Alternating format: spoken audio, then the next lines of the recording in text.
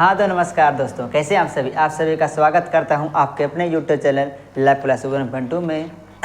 आज हम आपके लिए लेकर आए हुए हैं कक्षा 10 के जो गोधिली बुक है उसके चैप्टर नंबर 5, जिसका कि नाम है नागरी लिपि। क्या नाम है बच्चों? नागरी लिपि। जिसके जो लेखक है वो कौन है बच्चों? तो गुणाकर मूले जी। कौन है? गुणाकर मूले जी।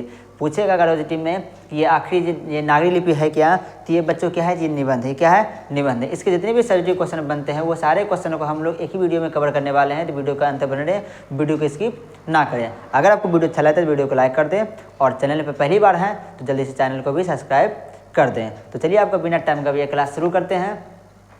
उससे पहले आपके पास होने चाहिए क्या? तो पेन और कॉपी आपके पास अवश्य होना चाहिए, क्योंकि हम जब समझाएंगे आपको लिखते भी चलना है और समझते हुए चलना है। ठीक है। और आपको बताना देना चाहता हूँ कि आपका जो सबसे लास्ट में जो है, इस वीडियो के सबसे लास्ट में जितने भी इंपॉर्टेंट क्वेश्चन है बिहार बोर्ड के लिए, वो सारे क्वेश्चनों को हम लोग लास्ट में टिक लगा देंगे। वो सारे क्वेश्चनों को आप लोग जरूर से ज़रूर लिख लें। चलिए तो चलिए आपको ये क्लास शुरू करते हैं। उससे पहले आपके अंदर एक छोटी सी ऊर्जा आपके अंदर दे देता हूँ। ऊर्जा क्या है? देखिए, निंदा से घबराकर अपने लक्ष्य को ना छोड़ें। बच्चों क्या है, कितने अच्छे लाइन बोला गया है कि निंदा से घबराकर, निंदा से घबराना नहीं है। लोग आपकी बुराई करें तो उससे घबराना नहीं है। निंदा से घबराकर अपने लक्ष्य को ना छोड़ें, क्योंकि लक्ष्य प्राप्त होते ही निंदा करने वालों की राय बदल जाती है। कितनी अच्छी लाइन आपकी बोला गया बच्चों कि निंदा करने से वो घबराना नहीं है, निंदा करने से घबराना नहीं है, क्योंकि आपकी जब कामयाब हो जाते हो तो लोगों की राय बदल जाती है। तो इसी के साथ आपकी ये क्लास शुरू कर दे बच्चों। ये क्लास आपका हो गया आपका कक्षा 10 का जो है, कक्षा 10 का बच्चों क्या है? नागरी लिपि। बच्चों क्या है आपका? ये नागरी लिपि है। ठीक है। क्या है? नागरी लिपि। बच्चों क्या है? नागरी लिपि। जिसके लेखक कौन है? तो लेखक है गुणाकर मूले। बच्चों कौन है? गुणाकर मूले जी है। गुणाकर मूले। आखिर ये बच्चों है क्या? ये नागरी लिपि है क्या? तो बच्चों ये निबंध है। क्या है? निबंध है। अगर ऑब्जेक्टिव में पूछा जाएगा कि ये नागरी लिपि क्या है, तो बच्चों निबंध है। इसके लेखक कौन है? तो गुणाकर मूले जी। कौन है? गुणाकर मूले जी। ये आपके गए गुणाकर मूले जी। इसमें पढ़ते क्या है? तो लिखने की जो कला है ना, लिखने की जो कला है उसे ही क्या बोलते हैं? नागरी लिपि। हाथों से लिखने की कला को ही नागरी लिपि कहा था। लेकिन अब तो वो हाथों से लोग लिखना बंद कर दिए, अब तो टाइपराइटर आ गया है और लोग टाइपिंग कर ले जा करते हैं। ठीक है। देखिए आपके लिए टाइपिंग करके रखे हुए हैं पहले से ही। देखिए पहला बच्चों क्वेश्चन क्या है? पहला क्वेश्चन है देवनागरी लिपि के अक्षरों में स्थिरता कब से आई? ये जो इतना इंपॉर्टेंट क्वेश्चन है भाई कि हम बता नहीं सकते हैं। ठीक है। तो इस क्वेश्चन को अवश्य लिखें। क्वेश्चन क्या बच्चों है कि नागरी लिपि के अक्षरों में स्थिरता कैसे आए? कैसे आए? तो बच्चों इसका देखिए क्या है? करीब 200 वर्ष पहले। क्या है बच्चों? करीब 200 वर्ष पहले, 200 वर्ष पहले पहली बार देवनागरी लिपि के टाइप बने। देवनागरी लिपि जो लिखने के जो बच्चों है वो टाइप बने। ठीक है। और उसमें पुस्तकें छपने लगी, और उसमें क्या पुस्तकें छपने लगे, इसलिए इसके अक्षरों में क्या हुआ? स्थिरता आ गई। लोग जो हाथ से लिखा करते थे, जब उसके टाइप बन गए तो लोग एक जैसा सब लोग जो है टाइप करने लगे, जिससे के कारण क्या है कि देवनागरी लिपि में बस तो स्थिरता आ गई। इतना छोटा आपका आंसर था। देखिए अगला प्रश्न जो है मात्र 2 लाने का आंसर है। अच्छा, दोनों देखिए प्रश्न क्या है? दोनों प्रश्न है देवनागरी लिपि में कौन कौन सी भाषाएं लिखी जाती है। जो देवनागरी लिपि है इसमें कौन कौन सी भाषाएं लिखी जाती है? अगर पूछेगा तो बच्चों इसका बहुत ही आसान तरीके बता सकते हो। देवनागरी लिपि में संस्कृत, कौन कौन से बच्चों? संस्कृत, हिंदी, नेपाली, मराठी, बंगाली आदि और भी भाषाएं लिखी जाती है। ये आपका रहा आंसर। अगला प्रश्न बच्चों, प्रश्न संख्या आपका 3 आके देखिए। प्रश्न नंबर 3 क्या है? लेखक कौन? गुणाकर मूले जी। ठीक है। ने किन भारतीय लिपियों से देवनागरी लिपि का संबंध बताया है? लेखक ने किन भारतीय लिपि से देवनागरी लिपि का संबंध बताया है बच्चों? इसका जो राइट आंसर हो जाएगा वो क्या हो जाएगा? लेखक ने तमिल, मलयालम, तेलुगु, कन्नड़ा और ब्राह्मी आदि भारतीय लिपि से देवनागरी लिपि का संबंध बताया है। देखिए अगला प्रश्न बच्चों है बहुत छोटा सा, वीडियो बन जाएगा बच्चों आपके लिए, बस छोटा सा वीडियो बनेगा, पूरा देख लिए। अगला प्रश्न बच्चों है, नंदी नागरी किसे कहते हैं? नंदी नागरी किसे कहते हैं? किस प्रसंग में लेखक ने उसका उल्लेख किया है? क्या बोला कि नंदी नागरी किसे कहते हैं, किस प्रसंग में लेखक ने इसका उल्लेख किया है? तो बच्चों इसका देखिए जो आंसर होगा वो आंसर क्या हो जाएगा, विजयनगर के राजाओं के लेखों की लिपि को नंदी नागरी लिपि कहते हैं। बच्चों किसके? तो एक राजा थे, कौन बच्चों राजा थे? विजयनगर के राजा। कौन बच्चों? कहाँ के? तो विजयनगर के राजा थे, उनके ही लिपि को क्या कहते हैं, उनके लेखों के लिपि को क्या कहते हैं? तो नंदी लिपि कहते हैं। ठीक है, लेखक ने देवनागरी लिपि की उत्पत्ति के प्रसंग में नंदी नागरी लिपि का उल्लेख किया है। देखिए अगला प्रश्न बच्चों क्या है? अगला प्रश्न बच्चों प्रश्न नंबर आपका हो जाएगा 4। देखिए प्रश्न नंबर बच्चों 4 क्या है? ये आपका सॉरी ये आपका 4 तो हो गया है, आपका 5 नंबर 4 तो आपको हो गया बच्चों। प्रश्न नंबर बच्चों 5 देखिए क्या बोला जा रहा है। प्रश्न नंबर 5 है, नागरी लिपि के आरंभिक लेख कहाँ, ये बच्चों का लेख कहाँ से प्राप्त हुए उसका विवरण दे। नागरी लिपि के जो आरंभिक लेख है वो कहाँ से प्राप्त हुआ था, उनका उल्लेख पूछ रहा है। तो बच्चों इसका जो राइट आंसर हो जाएगा, नागरी लिपि के आरंभिक लेख दक्षिण भारत से, कहाँ से? दक्षिण भारत से ही प्राप्त हुए। कोंकण के शिलाहर, मान्यखेत के राष्ट्रकूट, देवगिरी के यादव तथा विजयनगर के शासकों के लेख भी नागरी लिपि में ही प्राप्त होते हैं। आपका अगला प्रश्न बच्चों है, प्रश्न नंबर बच्चा आपका 6 आ चुका है। देखिए प्रश्न नंबर 6 क्या है? ब्राह्मणी और सिंधु लिपि की तुलना में नागरी लिपि के मुख्य परिचय क्या है? तो बच्चों इसका जो राइट आंसर हो जाएगा, ब्राह्मणी और सिंधु लिपि की तुलना में नागरी लिपि के मुख्य पहचान यही है कि इसकी अक्षरों के सिरों पर पूरी लकीरें बन जाती है और इस सिरे से के रेखाएं उतनी ही लंबी होती है जितने की अक्षरों की चौड़ाई होती है। अगला प्रश्न बच्चों देखिए क्या है? प्रश्न नंबर आपका 7 है। देखिए क्या है आपका? ये इतना छोटा प्रश्न है बच्चों कि इसे बिना समझाए आपके पास आपके दिमाग में बैठ जाता होगा। ठीक है, इसलिए बस इसको लिखते चलें। पहला प्रश्न बच्चों है, उत्तर भारत में किन शासकों के प्राचीन नागरी लेख प्राप्त होते हैं? तो बच्चों इसका जो राइट आंसर हो जाएगा, भारत में मेवाड़ के गुहिल तथा अजमेर के चौहान, कन्नौज के गढ़वाल, काठियावाड़, गुजरात के सोलंकी, आबू के परमार, बुंदेल खेत के चंदेल आदि शासकों के लेख देवनागरी लिपि में प्राप्त होते हैं। अगला प्रश्न बच्चों क्या है? अगला प्रश्न आपका प्रश्न क्रमांक बच्चों 8। प्रश्न क्रमांक देखिए 8 क्या है? ये प्रश्न आपका इंपॉर्टेंट बच्चों, क्वेश्चन बहुत इंपॉर्टेंट है। क्या बच्चों प्रश्न है कि नागरी को देवनागरी क्यों कहते हैं? नागरी को देवनागरी क्यों कहते हैं? लेखक इस संबंध में क्या बताता है? क्या बोला बच्चों को? बोला गया कि नागरी को देवनागरी क्यों कहते हैं, लेखक इस संबंध में क्या बताते हैं? तो बच्चों इसका जो आंसर होगा बच्चों हो जाएगा, देखिए क्या है कि देवनागरी के संबंध में लेखक ने बताया कि देवनागरी शब्द काशी से उत्पन्न हुई है। देवनागरी शब्द कहाँ से उत्पन्न हुई है बच्चों पूछेगा, तो कहाँ से उत्पन्न हुआ है? तो काशी से उत्पन्न हुआ है, इसलिए नागरी को देवनागरी कहा जाता है। इसलिए इसे क्या कहता है? तो नागरी को देवनागरी कहा जाता है क्योंकि ये काशी से इसका उत्पत्ति हुआ था।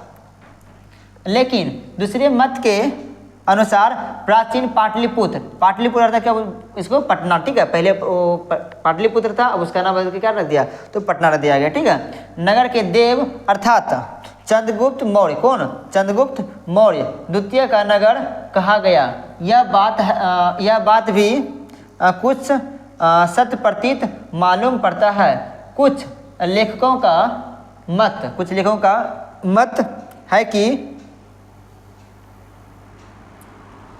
गुजरात को, ठीक है, गुजरात को देवनागरी कहा जाता है, परंतु कुल मिलाकर नागरी को देवनागरी का आपस में एकता नहीं है। ये था आपका। देखिए अगला प्रश्न जो क्या है, आपका अगला प्रश्न है ये तो अगला प्रश्न जो देखिए क्या है, प्रश्न क्रमांक का 9। आपका अगला प्रश्न है प्रश्न क्रमांक 9। क्या बच्चों है, अंगड़ी की उत्पत्ति क्या है, अंगड़ी, ठीक है, संबंध में लेखक का क्या कहना है। ये अंगड़ी ने बच्चों यहाँ पे नागरी रहना चाहिए था, ठीक है, ये गलती हो गया है, ये आपका नागरी लिखा हुआ समझ लीजिए है, ठीक है, ये क्या लिखा हुआ है, ये नागरी है, ठीक है, इसको हम सही से करते हैं। ये आपका नागरी है, ना कि अंगड़ी। ये आपका क्या बच्चों है, तो नागरी है। चलिए ये आपका नागरी है। नागरी की उत्पत्ति के संबंध में लेखक का क्या कहना है। पटना से नागरी का क्या संबंध लेखक ने बताया है, लेखक ने बताया है। तो इसका आंसर जो है वो क्या आ जाएगा, देखिए नागरी की उत्पत्ति के संबंध में लेखक के अनेक विचार सामने आए हैं, लेखक के सामने अनेक विचार आए हैं।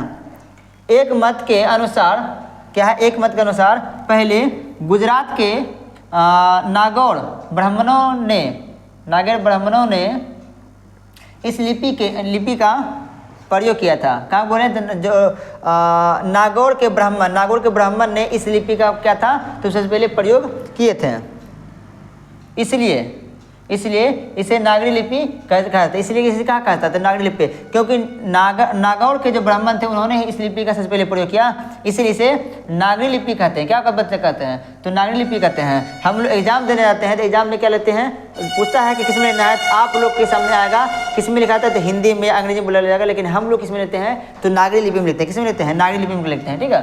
एक अन्य मत के अनुसार नागरी लिपि काशी में पहली बार प्रयोग की गई, इसलिए इसे देवनागरी लिपि कहता है। क्योंकि देखो जो काशी है, जो काशी नगर है, उसे देवता का नगर कहते हैं। उसे क्या कहते हैं बच्चों, तो देवता का नगर कहते हैं। इसलिए इसे क्या बोला गया, जब काशी के लोग ने सबसे पहले इसका उपयोग किया, इसलिए उसको क्या बोला गया, देवनागरी कहा गया, क्योंकि वहाँ पे देवता का निवास होता है।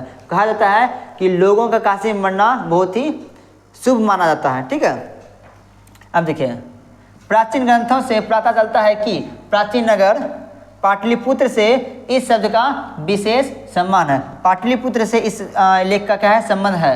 प्राचीन नगर पाटलिपुत्र ही पटना है। वो क्या, प्राचीन जो नगर पहले पटना था वो अब क्या बच्चा है, तो पटना है, ठीक है। हाँ, इस नगर की की लिपि होने के कारण इसे नागरी लिपि के नाम से जाना जाता था, ठीक है। देखिए अगला प्रश्न जो क्या है,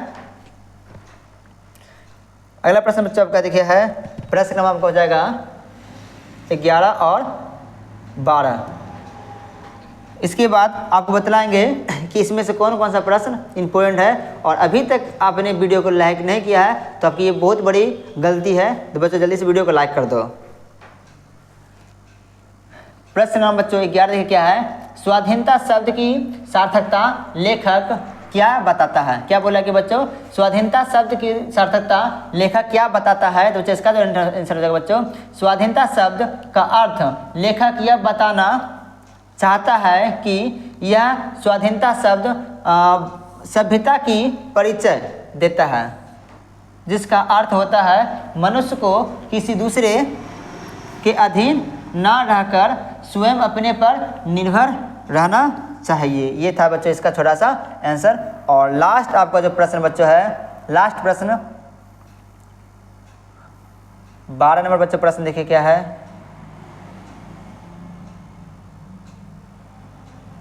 चलिए बच्चों 12 नंबर प्रश्न आपका है कि निबंध में लेखक ने किस बूढ़े का जिक्र किया है। लेखक की दृष्टि में बूढ़े के कथन की सार्थकता क्या है। बच्चों इसका आंसर देगा बच्चों देखिए क्या है कि निबंध में लेखक ने महात्मा गांधी जी का जिक्र किया है उन्होंने कहा है कि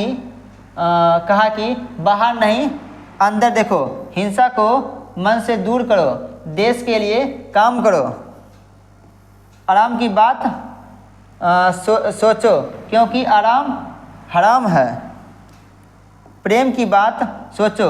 बूढ़े ने यह भी कहा है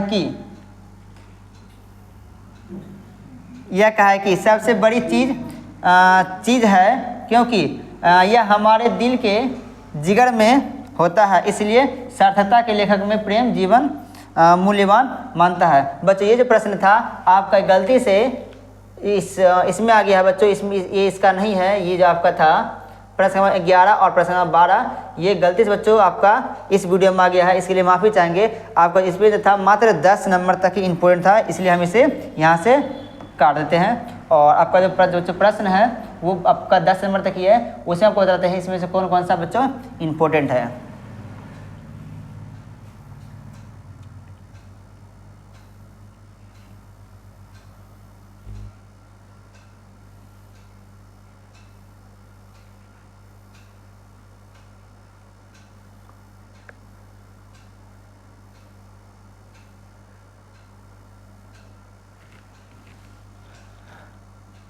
ये आपका 1 नंबर प्रश्न है वो बहुत इंपॉर्टेंट बच्चों है, ठीक है। ये 2 नंबर प्रश्न बच्चों इंपॉर्टेंट है। आगे देखिए,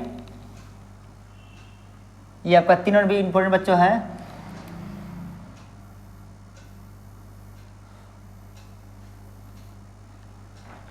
और ये आपका अगला इसमें बच्चों आते हैं, तो इसमें से आपका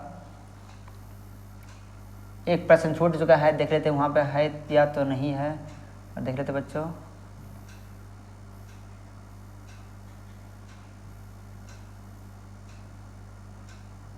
ये आपका 5 नंबर बच्चों प्रश्न इंपॉर्टेंट है, इसे अवश्य लिखें, ठीक है।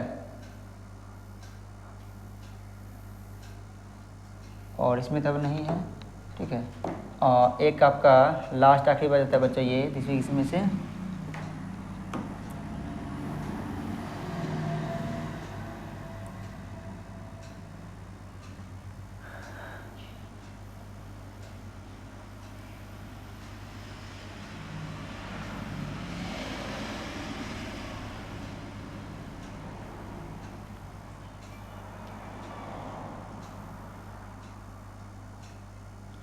ये आपका 8 नंबर प्रश्न जो है बच्चों ये भी बहुत ज़्यादा इम्पोर्टेंट है। एक बार देख लेते हैं कि कौन सा मेरा क्वेश्चन छूट चुका है बच्चों। एक गुज्जर प्रतिहार वाला क्वेश्चन छूट गया बच्चों, ये भी इम्पोर्टेंट था है, इसमें है या नहीं है। ये आपका देखिए 12 नंबर प्रश्न जो था वो छूट चुका था, इसलिए हम उसमें से गलती से चले गए हैं, ठीक है। आप एक बार ऐसे भी लिख लीजिए, कहाँ चलेगी।